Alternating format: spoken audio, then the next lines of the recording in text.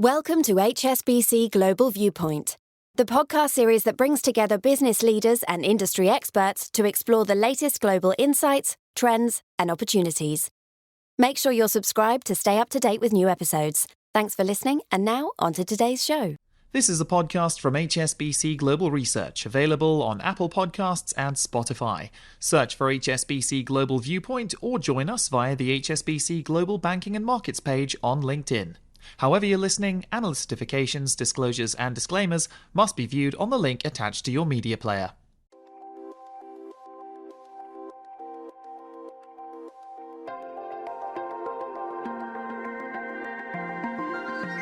Welcome to Under the Banyan Tree, where we put Asian markets and economics in context. I'm Fred Neumann, Chief Asia Economist at HSBC, and today we're focusing on one of the region's pivotal industries. From the phones and computers you're listening on right now to the cars we drive and servers where we store our data, semiconductors are not just an integral part of everyday life, they are also a very significant part of Asia's economy. It's a story of supply chain disruptions and booming demand fueled by the pandemic, with geopolitics, government subsidies, and growth opportunities all thrown into the mix. My guest today is Head of Asia Technology Research, Frank Lee. We've got plenty to unpack, so let's get to it.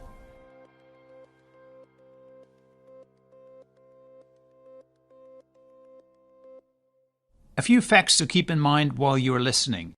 Asia is by far and away the global leader for semiconductor manufacturing, with more than 90% of revenue from foundries, or fabs as they are known, being generated in the region. Also, more than 70% of semiconductor capex came from Asian companies in 2021, led by the likes of TSMC in Taiwan and Samsung in Korea. Even the top US chip makers are heavily exposed to Asia, with more than 60% of revenue for Qualcomm, Intel, and AMD coming from the region. Frank Lee joins me now with a big picture view of the sector. Frank, great to have you on the podcast. Thanks, Fred. It's good to be here. So help us set the scene here. We've seen a semiconductor shortage last year, unprecedented by some measures during the pandemic. What really caused that big disruption in the semiconductor space over the past year? Yeah, that's a great question. I mean, I don't think anybody really could foresee the magnitude of this shortage. I think basically you had the perfect storm for the overall industry. You had underinvestment by a lot of the mature manufacturing players for many years, and then an unprecedented demand boost in old demand areas that nobody expected to see grow. So such as PCs, that grew by 30% in 2020 and then almost 20% in 2021. This is an end market that basically had no growth for 10 plus years. So I think that, along with increasing content growth in areas such as autos hitting at the same time, created basically a huge demand that nobody anticipated that led to this shortage. So you described a perfect storm, once in a, century event, if you will. But we're now coming out the other side. What's the state of the semiconductor sector now? Certainly, we've seen orders decline for electronics. Have backlogs completely evaporated? Or how resilient is the semiconductor sector at the moment? Sure. So just as, this shortage was created by an unexpected demand, we are actually seeing the demand picture softening, and it's been a bit staggered. So we've seen consumers lead the decline with a much bigger weakness. So while PCs grew 20% last year, it's now going to fall by more than 20%. So that is basically leading to the beginning of this correction. There are still some areas where some pockets of strength, such as autos with content growth, but they're not as tight as they were over a year ago as well, because you're seeing manufacturers reallocate some of the capacity to the structural growth areas. So the question is going to be, can they continue to fulfill this backlog, and for how long? Or does ultimately demand in autos also come off? Now, the semiconductor industry is famously very cyclical. You get overinvestment and underinvestment that accentuates the cycle. Have you seen a pullback of investment intentions by semiconductor companies as demand is now cooling? Are they also winding back their investment plans, or are they still bullish and going out and building extra capacity? Yeah, this is also an interesting question. I think what you're seeing is they are taking a measured approach. We are not seeing a significant cutback in capacity yet. We are seeing some adjustments made in the short term to 2022. But I think we'll get a better clarity and visibility in the next couple of months, as companies will have to give their 2023 CapEx numbers, and that will set the tone in terms of how people view this correction is going to be. So you described kind of a soft landing, if you will, for underlying semiconductor demand and even for investment. But we've seen some headlines around supply chain disruptions in mainland China of late, some factory shutdowns, for example. How disruptive has that been to the semiconductor supply chains globally? Yeah, that's a good question. I think if you look at mainland China, they are a big consumer of semiconductor chips, but less so as a producer. So when you talk about the disruption to the semiconductor supply chain, I don't think we're seeing a significant disruption, but what we're going to see potentially an impact is the downstream assemblers. The end market demand from mainland China is quite significant. So that could ultimately come back to cause a disruption rather than the actual production itself. Of course, when talking about mainland China, we've also seen rising tensions around the semiconductor supply chains. Famously, the U.S. has imposed restrictions on export of technology to mainland China, for example. But really, from an analyst perspective, how disruptive are these restrictions in the near term to China's semiconductor manufacturing industry? Well, Fred, actually, there's been a lot of coverage on this issue. But if you look at the bottom line financial impact, both to U.S. companies and companies in mainland China from these controls or export disruptions, it's actually fairly limited. The first thing is China itself doesn't occupy a huge percentage of the overall manufacturing of semiconductors today. And secondly, the controls that are being put in place in terms of restrictions, they're basically more about future growth, future opportunities, and even the end market. If you look at some of the restrictions being placed around areas such as AI, it's not a big end market demand today. So I think if you look at the downside on earnings to companies today, it's not significant, but it's more about the unknown, the future growth opportunities that could be impacted. And so it's really about developing future technologies then for mainland China and might kind of restrict that particular part. What kind of technologies do you have in mind here where actually these restrictions could restrain China's ability to develop further? Is it artificial intelligence? Is it what kind of areas are affected by these restrictions? Yeah, so if you look at the sensitive areas, it tends to focus on what they call high performance computing, the most advanced processor chips. So the applications of those are going to be used in things like AI or even autonomous driving, which currently today is not a big market of the overall current demand, but it is a big piece of the future growth that everyone's looking at.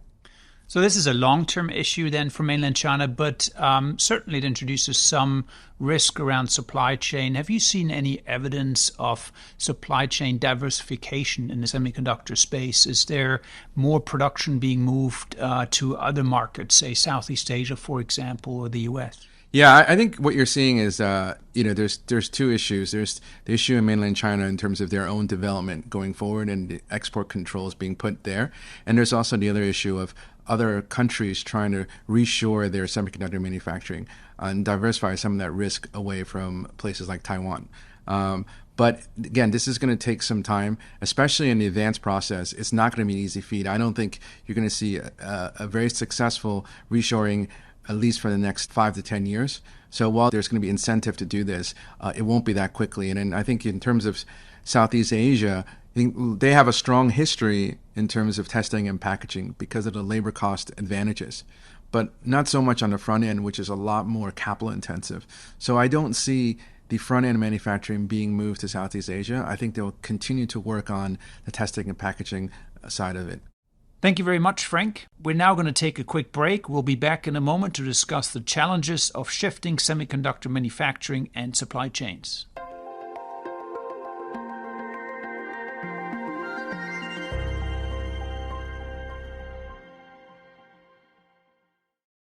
Now, Frank, you've looked at the semiconductor market for many years. It must be striking for somebody like you to see the big investment plans that governments have rolled out, subsidies, from Japan to the US to other countries.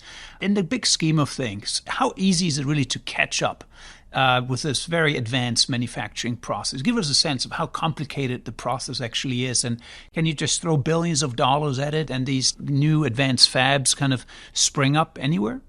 I mean, there's going to be a couple of challenges when it comes to recreating the semiconductor supply chain. The first thing is just the cost itself is going to be a lot more. So what we've seen in the overall industry the last 20, 30 years is all about efficiency. But now in this new world, I think you're going to see inefficiencies, rising costs go up. Just labor cost, the cost of building a fab, just physical shell is all going to be a lot more expensive. The second thing is also the engineering talent. Right, that's something that it remains to be seen how much they can replicate that. In the last 30 years, we've seen a lot of the talent pool shifting. You see places in the U.S. where most of the talented people are going into the internet space. They weren't really going into semiconductors. So now in trying to recreate this environment, I think it's going to take a lot longer than most of the governments realize. So if you talk about, say, an example, the most advanced fabrication processes that we have today, I think Taiwan leads probably in that particular area. How long do you think realistically would it take to replicate the same advanced technology? Korea probably is fairly close, but could you see other markets getting to that point? And what time frame are we talking? Is it 5, 10 years or longer? I think if you look at, one, are you capable of even manufacturing? And secondly, are you going to be efficient in doing it, right? You look at Taiwan, for example, they've been dominating in the advanced process. They're now recreating some of this in the U.S. as well with their investments. But there also remains questions about how efficient their own fabs in the U.S. is going to be relative to manufacturing in Taiwan. There's a lot of upstream material suppliers that needs to develop as well, and a lot of those are already developed in Asia, so we need to recreate those in other countries too. So the way you describe this is it's a very sticky process that once you've acquired the talent, the suppliers, the networks, actually you can't really easily move these very advanced manufacturing plants to other places. But we're also looking at an industry where there's new technologies coming through. So we have famously Moore's Law, which was the doubling of the number of transistors every 2 years, which increased the computing power by an enormous amount. Are we getting to an end here? Are there technologies that might disrupt this? Does that open a strategic opportunity for others to jump in with new manufacturing approaches from what we have now? Yeah, I think if you look at, people have talked about the end of Moore's Law for the last 10 years now, but it has continued to extend. The most advanced process today is what they call a 3 nanometer. That will probably be the mainstream of the most advanced process for the next 3 years. After that, we have a 2 nanometer process that will probably take us over the next 5 to 7 years. So I think if you look at over the next 5 to 7 years, the roadmap is pretty clear. Longer term after that, I think we'll have to continue to see. But somehow, this industry has managed to get efficiencies over time, and I think that will probably still remain the case.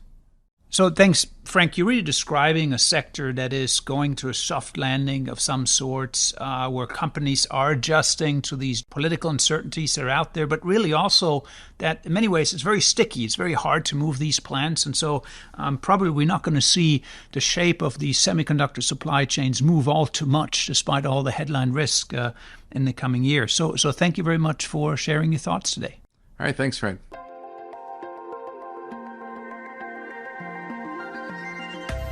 And that's a wrap for today's show and for the year. We'll be back at the start of January with the long-awaited return of my co-host Harold van der Linde, and we'll look forward to bringing you our outlook for Asian economics and equities in the year ahead. Many thanks for joining us under the Banyan tree. Have a great festive season, and we'll see you in 2023. Thank you for joining us at HSBC Global Viewpoint. We hope you enjoyed the discussion. Make sure you're subscribed to stay up to date with new episodes.